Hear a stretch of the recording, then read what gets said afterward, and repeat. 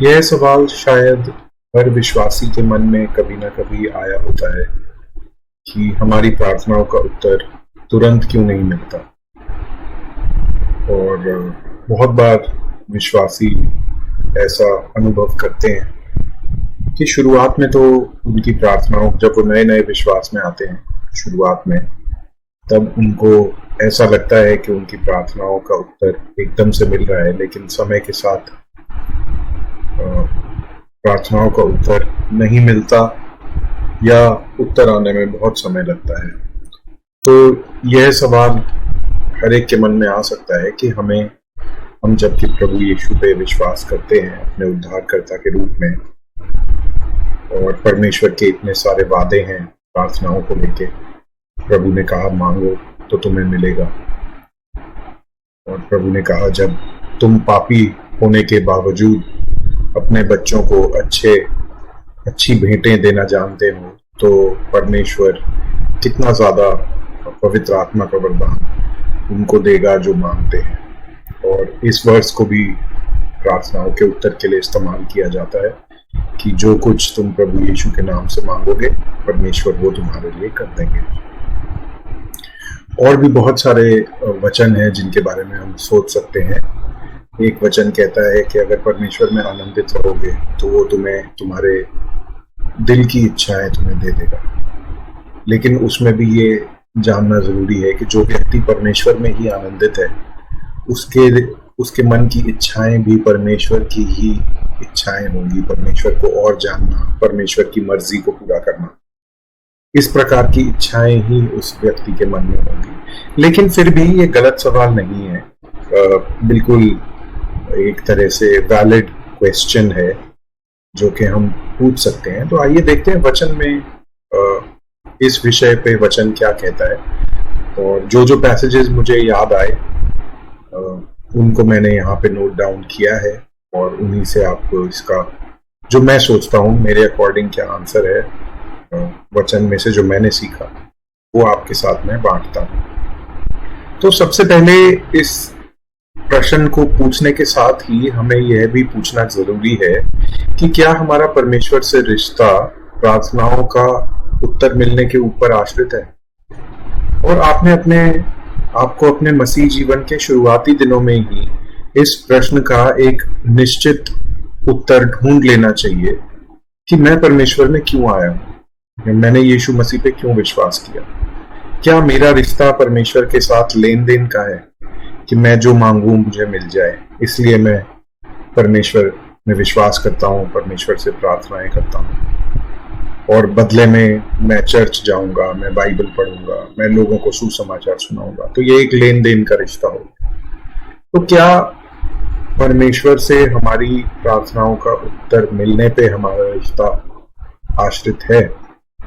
मैंने बहुत सारे लोग ऐसे देखे हैं जो कि जिनका रिश्ता परमेश्वर से सिर्फ लेन देन का है, एक ट्रांजैक्शनल रिलेशनशिप है। लेकिन साथ ही मैंने ऐसे लोग भी देखे हैं जो परमेश्वर से प्रार्थना करते हैं हर छोटी चीज के लिए, हर बड़ी चीज के लिए, क्या उन्हें करना चाहिए क्या नहीं करना चाहिए। जब वो परेशानी में पड़ते हैं तो वो परमेश्वर से प्रार्थना करते हैं। कई बार उन्हें प्रार्थना का मन मांगा जो मन में सोच रहे होते हैं कि हाँ ऐसा हो जाए, मनपसंद उत्तर मिलता है। कई बार उन्हें ऐसा उत्तर मिलता है जो उनकी पसंद का नहीं होता, और कई बार उन्हें उत्तर नहीं भी मिलता, लेकिन फिर भी वो लोग विश्वास में बने रहते हैं। एक हमारे चर्च में जहां मैं जाता हूँ वहां पे एक सिस्टर है, और उनका एक छोटा बेबी था 1 साल पहले, जो कि बहुत बीमार रहा। 1 साल का बेबी था और उस बेबी की डेथ हो गई। 3-4 महीने हॉस्पिटल में रहने के बाद उसकी डेथ हो गई। और इस साल उनके एक और बेबी हुआ, और उस बेबी को भी वही सेम लीवर की प्रॉब्लम हो गई, जिसकी वजह से उस बेबी को भी 3-4 महीने का बेबी उन्हें हॉस्पिटल में ही रखना पड़ा, और लगभग 1-1.5-2 महीने तक वो बेबी हॉस्पिटल में रहा। अब वो बेबी थोड़ा ठीक है और घर पे उनके साथ है, लेकिन उन्हें उसकी स्पेशल केयर करनी पड़ती है, उसका बहुत ध्यान रखना पड़ता है। लेकिन इन सिस्टर को देख के मेरे को ये मैं बहुत आश्चर्यचकित हुआ कि कैसे, मतलब ये सिस्टर ऑब्वियसली परमेश्वर से प्रार्थना करती हैं, उनका जो दुख है वो परमेश्वर के सामने रखती हैं, कलीसिया से भी बांटती हैं, कलीसिया के लोग भी उनके लिए प्रार्थना करते हैं, लेकिन उनसे मिलके और उनको जान के यह पता लगता है कि इनका विश्वास परमेश्वर में बिल्कुल भी इस बात पे आधारित नहीं है कि उनके साथ उनके जीवन में क्या हो रहा है, उनके बच्चों के साथ क्या हो रहा है। उनका एक बेबी पहले चला गया और ये बेबी भी बीमार हो गया, तो उन्होंने बिल्कुल भी परमेश्वर के होने को क्वेश्चन नहीं किया, परमेश्वर है या नहीं इस बात पे सवाल नहीं उठाया, ना इस बात पे सवाल उठाया कि परमेश्वर भला है या नहीं। तो ऐसे भी लोग कलीसिया में हैं, तो उनको देख के बहुत ज्यादा इंकरेजमेंट मिलती है, बहुत ज्यादा हिम्मत मिलती है। ये भी लगता है कि हमारा दुख तो शायद उनके सामने कम है। और जब ऐसे लोग विश्वास में दृढ़ बने रहते हैं तो उन्हें we look up to them, उनको देख के प्रोत्साहन मिलता है। तो हमें भी वैसा ही बनने की चेष्टा करनी चाहिए कि हमारा विश्वास जो परमेश्वर पे है वो इस पे आधारित नहीं है कि मेरी प्रार्थनाओं का उत्तर मिलता है या नहीं। जो अयूब की भी कहानी है, द बुक ऑफ जोब, उसमें भी हम देखते हैं कि शैतान परमेश्वर के सामने जाके यही बोलता है कि अयूब जो है वो तेरे को परमेश्वर इसलिए मानता है और तेरी आज्ञाओं का पालन, तेरी आज्ञाओं के अनुसार जीवन इसलिए बिता रहा है क्योंकि तूने उसे सब कुछ दिया है। तू उससे ये चीजें छीन ले तो वो तेरे मुंह पे तुझे बुरा भला कहेगा। और वो पूरी एक लंबी कहानी है, शायद आप जानते होंगे, और उसको हम फिर किसी वीडियो में देखेंगे। लेकिन वहां पे यही है कि अयूब का रिश्ता परमेश्वर से इस बात पे आधारित नहीं था कि परमेश्वर ने उसे क्या दिया क्या नहीं दिया, और अयूब जो है अंत तक विश्वास योग्य, फेथफुल बना रहा। दूसरा हम देखते हैं कि क्या परमेश्वर हमारी प्रार्थनाओं का उत्तर देने के लिए स्वर्ग में विराजमान है। दोबारा जब हम अयूब की कहानी में आखिरी में देखते हैं, जब अयूब सवाल करता है, बहुत सारे अयूब के दोस्त भी सवाल करते हैं, और आखिरी में परमेश्वर उनके सवालों के उत्तर में उनसे सवाल करते हैं कि तू कहाँ था जब मैं ये बना रहा था, या तू कहाँ था जब मैंने ये निर्धारित किया। परमेश्वर अयूब से सवाल करते हैं। तो ये भी एक, उस टाइम पे अगर आप उसको पढ़ेंगे ना, आखिरी के कुछ अध्याय अयूब की पुस्तक में, तो आपको पता लग जाएगा कि परमेश्वर ये कहना चाह रहे हैं कि मेरा सिर्फ काम ये नहीं है कि मैं तुम्हारा सेवक हूं और तुम्हारी प्रार्थनाओं का उत्तर देने के लिए ही विराजमान हूं स्वर्ग में। बहुत सारे जो ह्यूमनिज्म में विश्वास रखने वाले लोग हैं, या जो ह्यूमनिस्ट हैं, और वो इस बात को इसीलिए नहीं समझ पाते क्योंकि वो ये सोचते हैं कि धर्म इसीलिए बनाया गया कि इंसान का भला हो, जबकि ऐसा नहीं है। धर्म, जो धर्मी है उसका भला होता है, बहुत तरीकों से उसका भला होता है, लेकिन धर्म सिर्फ इसलिए नहीं बनाया गया कि इंसान के भले के लिए। अगर आप ऐसा सोचेंगे तो फिर तो परमेश्वर भी इंसान के भले के लिए है।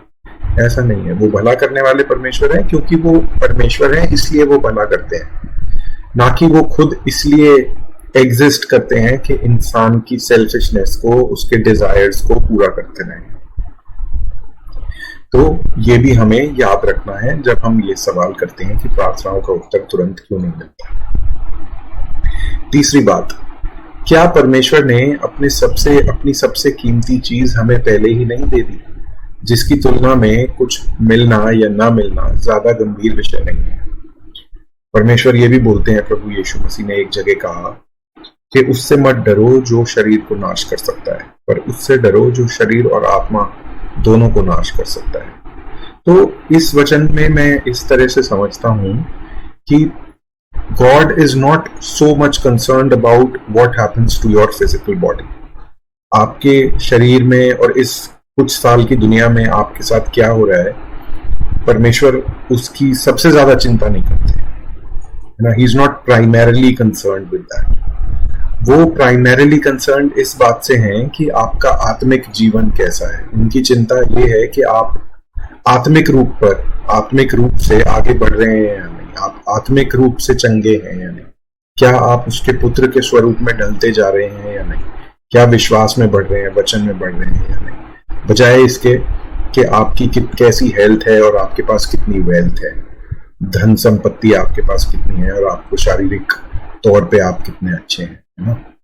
तो परमेश्वर ने हमें सबसे कीमती चीज दे दी और वो अनंत जीवन के लिए ही थी। एक मैंने पहले वीडियो बनाया था पौलुस, जहां बोलता है कि अगर हमारी आशा मसीह में सिर्फ इसी जीवन में है तो हमसे ज्यादा दुखी होने वाला कोई नहीं है। We are to be pitied the most, Paul कहता है, if we have hope in Christ only in this life then we are to be pitied the most. तो वो यही कहना चाह रहा है कि परमेश्वर ने जो हमारे लिए किया वो हमारे अनंत काल के जीवन के लिए, हमारी आत्मा के लिए किया, ना कि हमारे शरीर के लिए। रोमियो 8:32 में देखिए क्या लिखा है, जिसने अपने निज पुत्र को भी न रख छोड़ा परंतु उसे हम सब के लिए दे दिया, वह उसके साथ हमें सब कुछ क्यों न देगा। तो इस बात पे भी विश्वास रखना है। जब हम प्रार्थना में मांगते हैं तो विश्वास से मांगना है। जेम्स में लिखा है, जेम्स शायद याकूब है हिंदी में, कि जब मांगो तो विश्वास से मांगो, क्योंकि अगर विश्वास से नहीं मांगते तो वो उस लहर के समान है जो कि आती जाती रहती है। सो आस्क इन फेथ। ठीक है।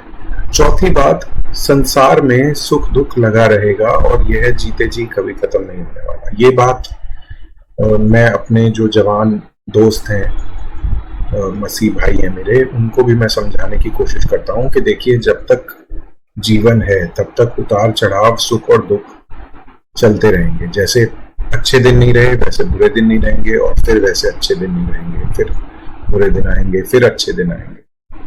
और उनसे झेलना, उन चीजों को सह के आगे बढ़ते रहना, जो बुरी चीजें आपके साथ हो रही हैं। वचन कहता है ना कि धर्मी जन 10 बार गिरता है लेकिन फिर खड़ा होता है और चलता है।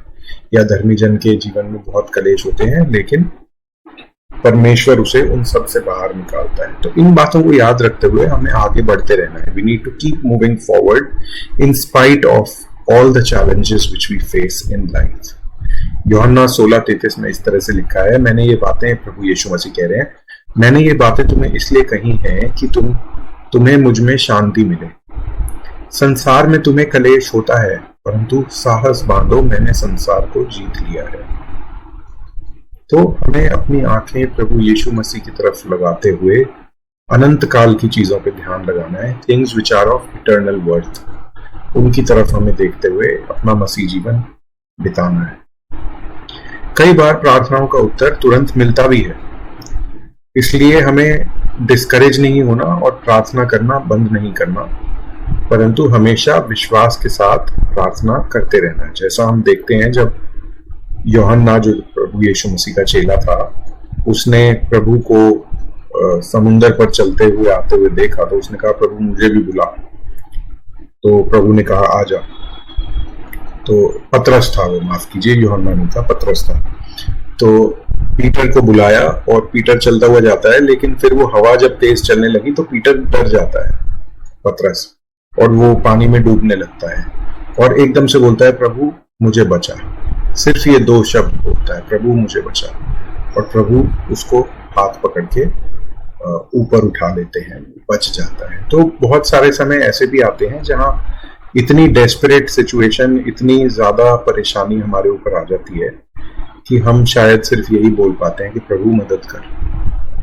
और इस छोटी सी प्रार्थना के उत्तर में कई बार परमेश्वर इमीडिएटली, एकदम तुरंत प्रार्थना का उत्तर दे देते हैं और हमारी परिस्थिति को सुधारते हैं या हमें ताकत देते हैं उस परिस्थिति से जूझने की। अच्छा, इसके बाद हम 6th पॉइंट देखते हैं, जहां पे है इस तरह से मैंने लिखा है कि कई बार परमेश्वर का उत्तर ना में भी मिलता है। अब बाइबल में बहुत कम ऐसे उदाहरण हैं जहां किसी व्यक्ति ने बहुत सिंसियरली और सच्चे मन से परमेश्वर से प्रार्थना करी लेकिन उसे ना में उत्तर दिया। एक उदाहरण है दाऊद का। जब दाऊद ने बैतशीबा के साथ पाप किया और उसका जो बेटा उत्पन्न हुआ, उसके लिए दाऊद ने बहुत बहुत बहुत प्रार्थना करी। दाऊद ने, जब नेथन भविष्यवक्ता दाऊद के पास गया, उसने उसे बताया कि तूने किस तरह से पाप किया है, कि तूने बैतशेबा को उठा लिया और यूराया द हिटाइट को, जो उसका पति था बैतशेबा का, उसको तूने मरवा दिया। तो दाऊद बहुत मतलब सच्चे मन से पश्चाताप करता है, रिपेंट करता है और बच्चे के लिए भी प्रार्थना करता है, बिना कुछ खाए पिए प्रार्थना करता है, फास्टिंग करते हुए प्रेयर करता है, लेकिन वो बच्चा नहीं बचता।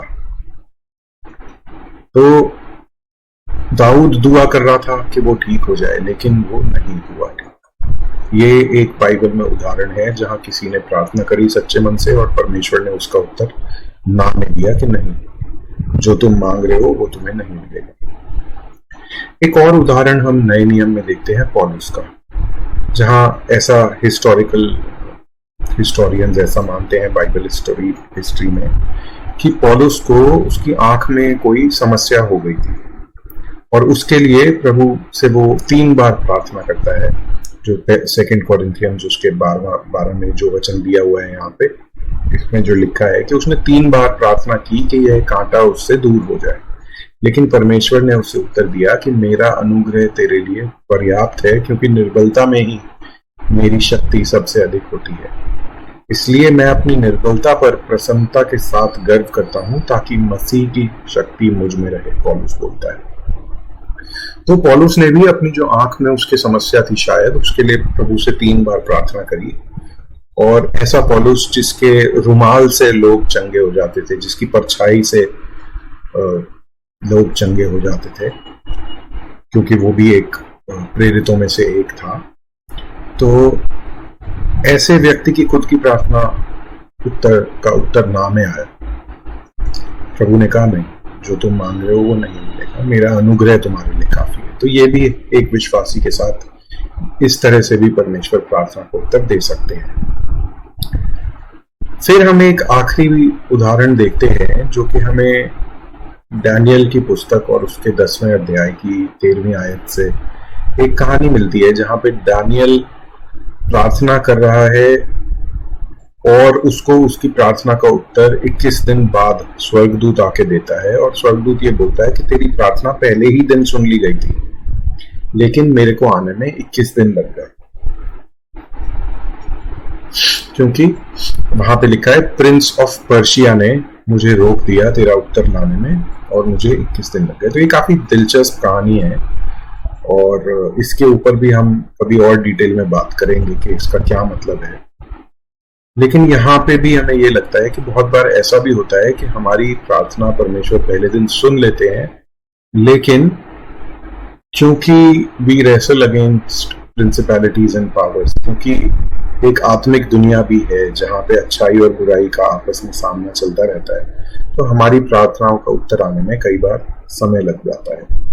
अब इसका मतलब ये बिल्कुल नहीं है कि परमेश्वर की और शैतान की ताकत बराबर है या शैतान की ताकत थोड़ी सी कम है। ये एक बार का कोई किस्सा है, लेकिन फिर भी यहाँ पे हमें ये तो साफ पता लगता है कि 21 दिन दानियल की प्रार्थना का जवाब आने में लग गए। तो हमें ये भी याद रखना है कि कई बार परमेश्वर प्रार्थना सुन लेते हैं, पर किसी वजह से उसका उत्तर आने में, हम तक पहुंचने में थोड़ा समय लगता है। और कई बार उत्तर सही समय पे आता है। हम कुछ मांग रहे हैं, लेकिन वो परमेश्वर, हमारी प्रार्थना परमेश्वर ने सुन ली और वो उन्होंने उत्तर भी हाँ में दे दिया, लेकिन वो जब हमारे लिए उस चीज को पूरा होने का सही समय आएगा, तब वो प्रार्थना पूरी होगी। जैसे कहते हैं ना कि समय से ज्यादा और भाग्य से ज्यादा, समय से पहले और भाग्य से ज्यादा किसी को कुछ नहीं मिलता। तो भाग्य का तो मैं नहीं कहता कि हम कितना विश्वास करते हैं भाग्य पे। एक विश्वासी तो परमेश्वर पे विश्वास करता है, भाग्य पे इतना विश्वास नहीं करता। लेकिन हाँ, समय से पहले ये हम कह सकते हैं कि God does things in the right time. तो तभी अंग्रेजी में कहते हैं इन गॉड्स टाइम, प्रभु के समय में ये पूरा होगा। तो प्रार्थना के विषय में ये सब विचार मैं आपके सामने रखना चाहता था कि मुझे ये लगता है जब मैं इस सवाल का उत्तर ढूंढता हूँ तो ये सब बातें मेरे दिमाग में आती हैं जो मैंने आपसे बांटी हैं कि प्रार्थनाओं का उत्तर तुरंत क्यों नहीं मिलता।